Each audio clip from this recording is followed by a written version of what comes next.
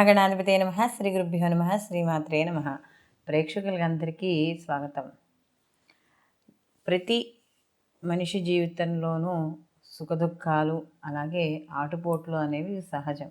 అయితే ఇక్కడ మనకి ఎవరికైనా సరే ఈ ప్రపంచంలోని ఆడవాళ్ళందరికీ కూడా ఎవరు జన్మించినా కూడా 12 రాసుల్లోనే జన్మించడం అనేది జరుగుతుంది. అదే ఒక్కొక్కళ్ళు ఒక్కొక్క రాశిలో జన్మిస్తారు.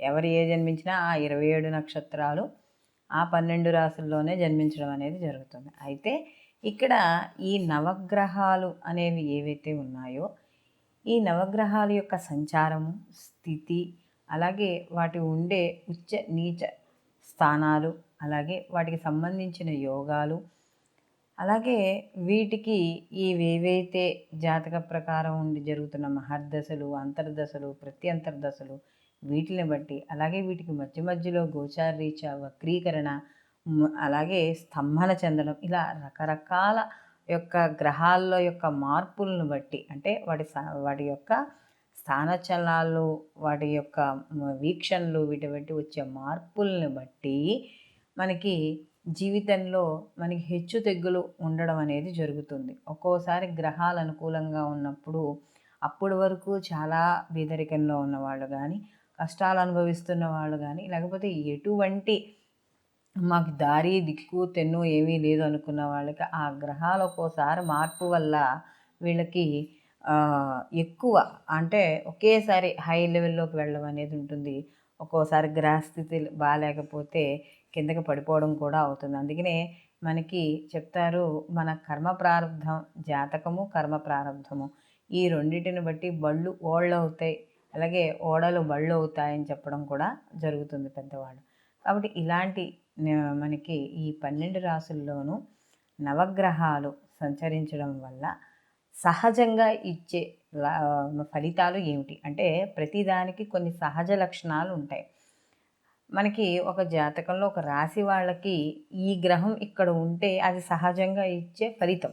అది కాకుండా దాన్ని వీక్షించే గ్రహం ఉండొచ్చు, లేకపోతే ఆ గ్రహంతో ఇంకొక గ్రహాల కలయిక వల్ల కావచ్చు, చిన్న చిన్న మార్పులు అయితే వస్తాయి. అందుకనే ఎలా చెప్పాలంటే చూడండి, మనకి నిప్పు ఉంటుంది. నిప్పు ఉన్నప్పుడు దాన్ని ముట్టుకుంటే కాలుతుంది, అది దాని సహజ లక్షణం. అలాగే ఈ గ్రహాలు కూడా సహజంగా ఇవి ఏ రాశుల్లో ఉంటే ఎటువంటి ఫలితాలు ఉంటాయి అనే విషయాన్ని ఇప్పుడు మనం తెలుసుకుందాం. వృశ్చిక రాశి వారికి కానీ చూసుకుంటే ఈ రాశికి భావం అష్టమ భావంగా చెప్పడం అనేది జరుగుతుంది. ఇక్కడ అష్టమ భావం అనేటప్పుడు మాంగళ్య స్థానము, అలాగే ఆయుస్థానంగా చెప్తాం. దీనికి గ్రహాధిపతి వచ్చేటప్పటికి కుజుడు. ఈ కుజుడుకి మనం కానీ చూసుకుంటే ఇక్కడ విశాఖ, అనురాధ 1, 2, 3, 4 పాదాలు, జ్యేష్ఠ 1, 2, 3, 4 పాదాలు మనకి వృశ్చిక రాశిలోకి రావడం అనేది జరుగుతుంది. అలాగే ఈ వృశ్చిక రాశిలోకి నిడివి కానీ చూసుకుంటే మనకి ఇక్కడ 240 డిగ్రీల వరకు, అంటే 210 డిగ్రీలు 240 డిగ్రీల వరకు ఉండడం అనేది జరుగుతుంది. అయితే ఇక్కడ స్వభావం వచ్చేటప్పటికి స్థిర స్వభావంగా మనం చెప్పడం అనేది జరుగుతుంది.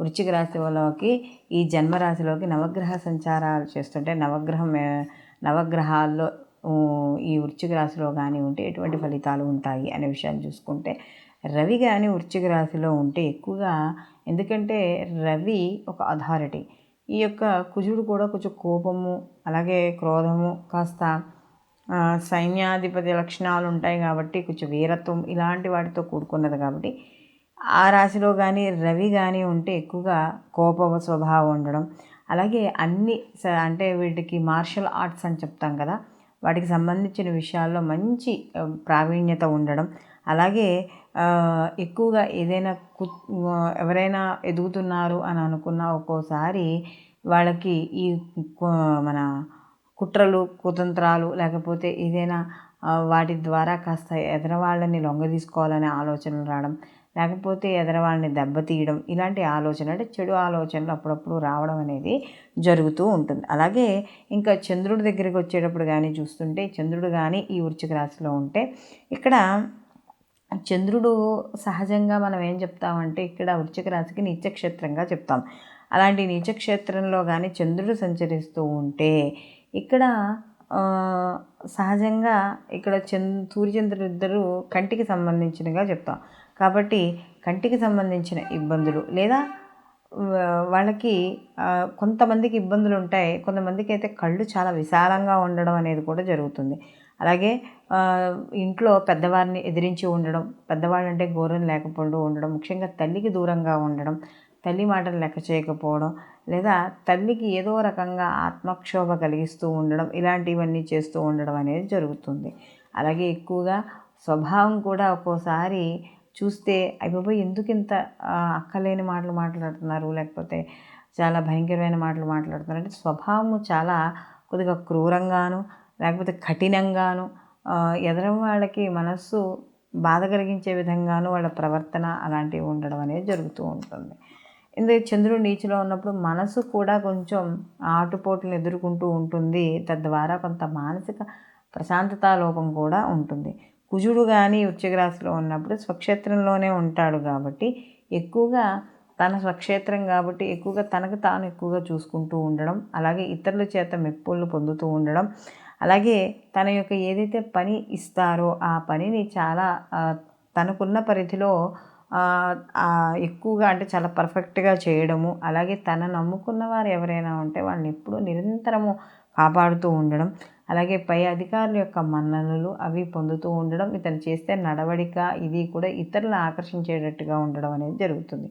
ఇంకా బుధుడు కానీ వీళ్ళకి వృశ్చిక రాశిలో ఉన్నప్పుడు ఉంటే ఎక్కువగా ఎలా అంటే బుధుడు వచ్చేటప్పటికి వీళ్ళకి శత్రువు కాబట్టి అందులోనూ ఇక్కడ అక్కర్లేని ఇతర వ్యాపకాలకు వెళ్తూ ఉండడం, అది ఎవరైనా సరే ఉద్యోగస్తులు కావచ్చు, విద్యార్థులు ఎవరైనా సరే ఇతర వ్యాపకాలకు ఉండడం, వాళ్ళు చేయాల్సిన పనులు మర్చిపోవడం, లేకపోతే ఎక్కువగా అధికంగా ధనం ఖర్చు చేయడము ఏదో రకంగా, లేకపోతే అనవసరమైన ఖర్చులు ఎక్కువగా చేయడం, ఆ చేయడం ద్వారా అప్పులు చేయడం, ఆ అప్పులు చేసిన తర్వాత వాటిని ఎలా ఎగ్గొట్టాలి అంటే ఇప్పుడు లోన్స్ తీసుకున్నాం, లోన్స్ కట్టకపోవడం, లేదా ఎక్కడి నుంచైనా ఒక అప్పు తెచ్చుకున్నాం, ఆ అప్పు కట్టకపోవడం, ఇలాంటివన్నీ కూడా చేస్తూ ఉండడం, తన యొక్క స్వధర్మాన్ని కానీ ఇతర ధర్మాన్ని కానీ గౌరవించలేకపోవడం, అంటే ఎక్కువ నాస్తికత్వంతో ఉండడము, దైవారాధన అనేది సరిగ్గా లేకపోవడం, ఇలాంటివన్నీ కూడా కనబడుతూ ఉంటాయి. ఇంకా గురువు కానీ జన్మలో ఉంటే ఇక్కడ వీళ్ళకి కుజుడు యొక్క స్థానంలో మిత్రక్షేత్రంలో ఉంటాడు కాబట్టి వీళ్ళకి అన్ని విద్యల యందు రాణింపు ఉండడం, సహజంగానే ఓర్పు స్వభావం ఉండడం, కాస్త పండితుడు ఆధ్యాత్మిక కార్యక్రమాల్లో పాల్గొనడం, ప్రతి పని యందు కూడా ఇతరుని మెచ్చుకునేటట్టుగా అతను చేసే ప్రవర్తన, మాట, తీరు అన్నీ ఉండడం అనేది జరుగుతుంది. అలాగే ప్రతి సమాజంలో కావచ్చు, బంధువర్గంలో కావచ్చు, స్నేహవర్గంలో కావచ్చు ఇతనికంటూ ఒక ఫేమ్ అనేది ఏర్పరచుకుంటూ ఉండడానికి ప్రయత్నించడం, సఫలీకృతం అవ్వడం అనేది జరుగుతుంది.